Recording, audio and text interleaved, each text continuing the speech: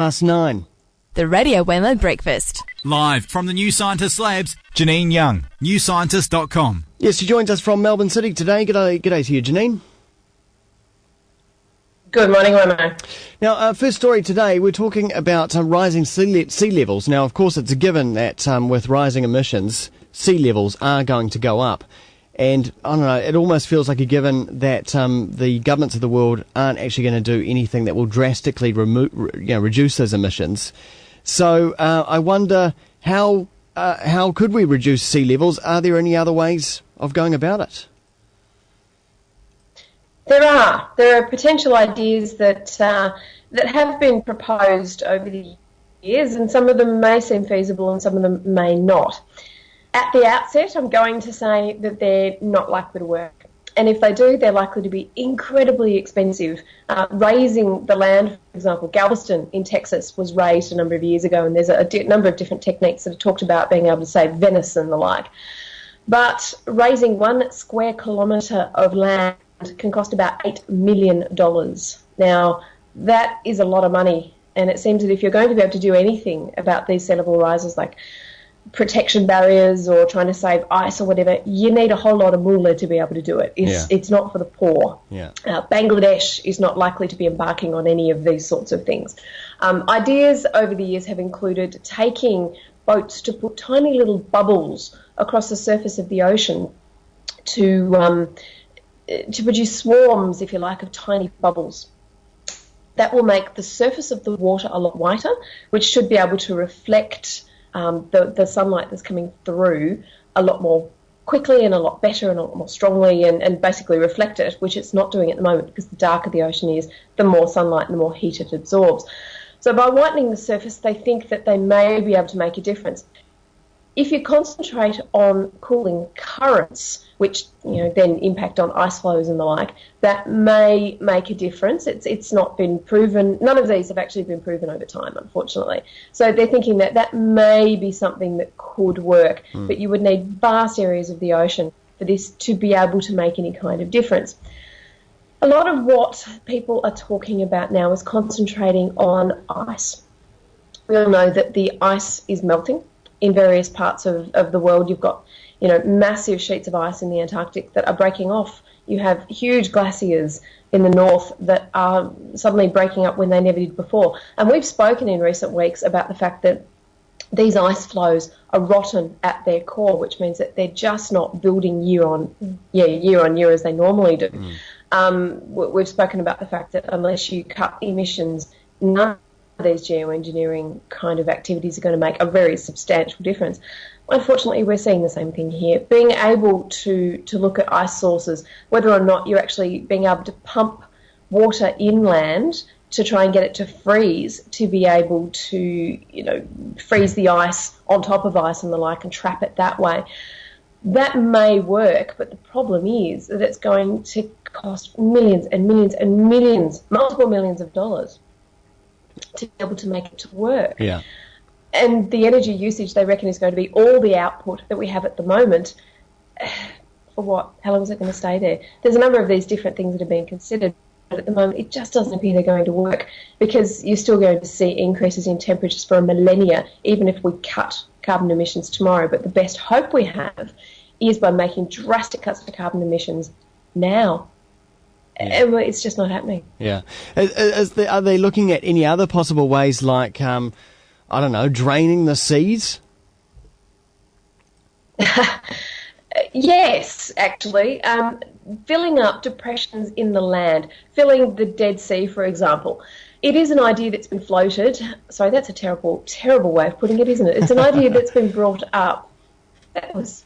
It's very early in the morning. I'm going to point that out. Yeah. Being able to fill something that's, say, 130 metres deep and fairly wide sounds like a huge amount of water, and it is, but unfortunately it would probably only take the ocean levels down by about 3 millimetres. When you're talking potentially about a metre sea rise over the next 50, 100, 200 years, it's not really going to make a big difference. Then you also start running into issues of salination of aquifers. If you have fissures in the ground underneath that land depression, you're going to destroy your water supplies and the water balance underneath the land forever. Yeah. So you've got to make a decision as to which one you want. Even filling the Dead Sea is only going to take it down by 5 millimetres. Physical barriers are actually piling up mud and the like is an idea. And the stats are actually quite amazing because there's one ice shelf that has a 25 metre front across the front of it. It's 500 metres thick. It moves at 10 metres a day, and the seabed is 1,000 metres down and has the consistency of toothpaste. So how are you going to be able to put a physical barrier up against that when it's not really that stable or that accessible or that easy to start with?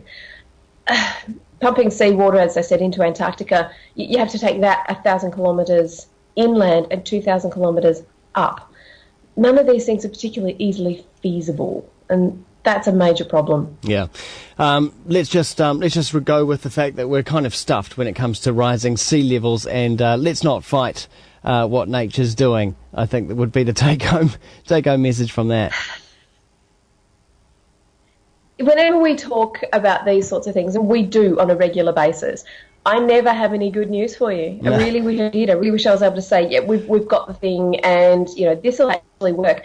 The only possible option that they have is by putting aerosols into the air. Now, again, we've talked about this one previously, and it does have downsides, but this may be feasible, aside from other side effects like the fact that sulfur dioxide actually causes problems in people's breathing if they have asthma and the like. Yeah. At minor detail, let's just not dwell on that for now. If you actually spray some of these sulfur up into the atmosphere around the poles, that actually may reduce the warming. That could be feasible, but unfortunately with the amount of ice flows that are actually breaking off, because you've got flows coming underneath them, they're being undermined, and the warm water and the currents that are now being generated mean that unfortunately you set up a loop, and once you set up a loop, it's actually very difficult to stop. Whether it be a positive one or a negative one, it's actually incredibly difficult to stop a process like that. Yeah. So we can start making these sorts of geoengineering fixes, but the mood at the moment seems to be that it's not actually going to work. Yeah. And that's actually very, very concerning. And I think, what can you do aside from actually trying to change your behaviour? And as we say, every single time we talk about this, reducing carbon emissions, that seems to be the bottom line. Exactly. Well, from a big macro issue like rising sea levels to something quite micro, really, and it's personal hygiene and the best way to clean your hands. Most people don't give any consideration as to how they wash or dry their hands. I think if they do wash their hands, that's a really good start. Absolutely. Keep going for it, kids. That's a really fantastic thing to do. But Dyson, the company that makes hand dryers, so the physical blowing variety that you see in toilets and the like in shopping centres, did a study that was looking at whether or not it was better to put your hands under the under the dryer, I'm having a bad morning, and rub them or not rub them, or whether you use paper towel. They were looking for the best way to get rid of the most bacteria, because our skin's covered in it, and most of the time it's an issue. We just don't know it's there. It doesn't cause us any grief until all of a sudden it does. But that's a whole separate story. They found, really, really interestingly, that if you put your hands under the dryer and you rub them, what you're doing is pulling bacteria up from the pores. So you're actually only reducing the amount of bacteria on your hands by 18% if you rub them, compared to 37% if you don't. And it was more than 50% if you used a paper towel, because what you're physically doing is scraping the bacteria off your hands. So there's the answer. If you go into the public loo somewhere, get the paper towel. Yeah. Yeah, but certainly give it a good scrub. Have a paper towel. I know that's my default choice at public restrooms is, I mean, I just don't like the whole blowy thing anyway, and it never seems to work. And if there's paper towels, absolutely, it's quick and easy. So, why not? Well, I suppose the other thing about hand towel, the blow dryers, is that it doesn't necessarily always dry your hands properly. Yeah. So you get bored, and then you kind of go, and you walk out while your hands are still wet. So you can see that's another reason why there's all sorts of issues about public toilets and drying hands and the like. And that's the deal. If you go with the paper towel, reducing the bacteria count more than if you go the blow dry. Excellent. All right. Well, those stories you'll find in the New Scientist magazine, which comes out next week.